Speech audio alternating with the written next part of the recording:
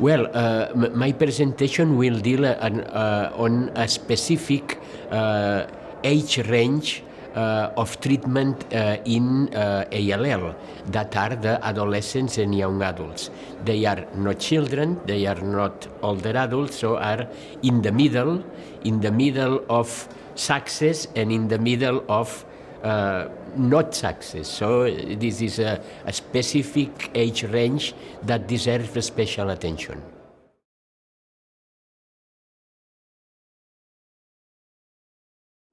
There is a consensus that these patients should be best managed with pediatric protocols. Full pediatric or pediatric-inspired protocols, but the pediatric way of treating ALL should be done to these patients.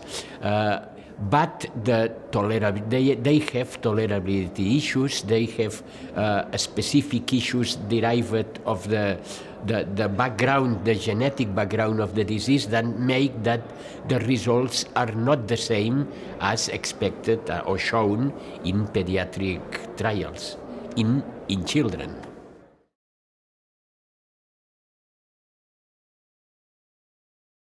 Well, they have less genetic situations or just less genetic features with good prognosis and some genetic features with poor prognosis, and they are in the intercross. So, for example, adolescents and young adults have low hyperdiploidy, low TLAML rearrangements, low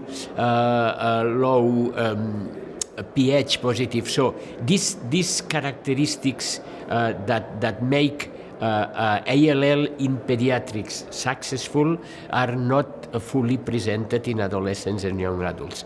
And also the new genetically defined subtypes of ALL, such as BCR-Abelson-like ALL, early pre-T ALL, pH positive ALL, are more frequent in adolescents and young adults than that in children. And this is important for the results of the therapy.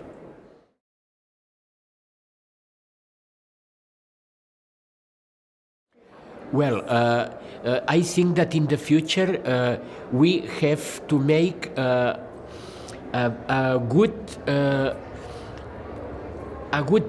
management at baseline of these patients. We have to identify at baseline the genetic features that are related to a poor prognosis. And for these specific genetic lesions, include these patients in clinical trials with new drugs. This is one.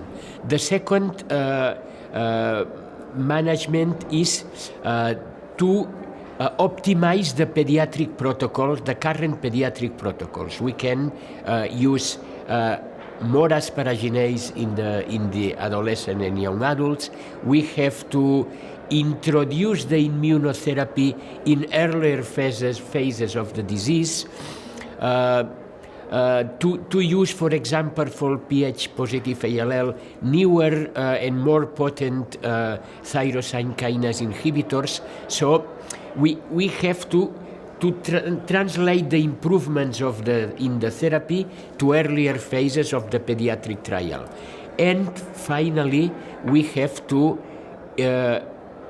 treat these patients, especially with adolescents and young adults units or in pediatric adult joined teams, because we will take experience and management from adults from pediatricians and pediatricians from adults, and we will improve the results. This latter part is also important.